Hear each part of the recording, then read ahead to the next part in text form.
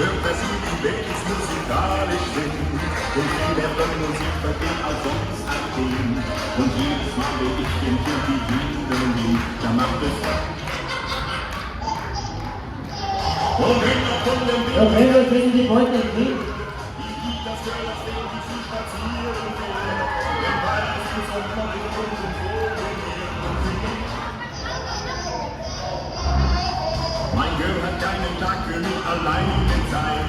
Zum Küssen fehlt uns meistens Die Mama und 3 Kinder haben wir noch. Und dann kommt das Baby in der Wiege schreit. Und das geht.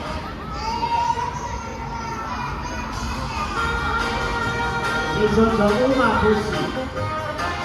Jawohl. Der ist so reich wie ein Kussi von der Oma. Man hört, dass sie die Babys musikalisch sind. Und viel mehr von Musik versteht als sonst ein Kind. Und jedes Mal, wenn ich dem Kind die Hände Den haben wir wieder. und wenn er von den Babys keines Bier gehört. Ich lieb das Girl, das Baby, sie spazieren will. Wenn beide sind so neu und wohlgenährt. Ja, so die drei.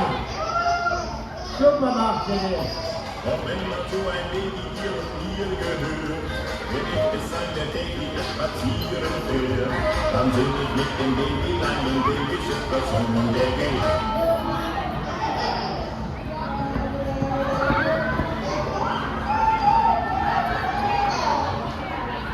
So, ein Riesenapplaus für die nächsten 3.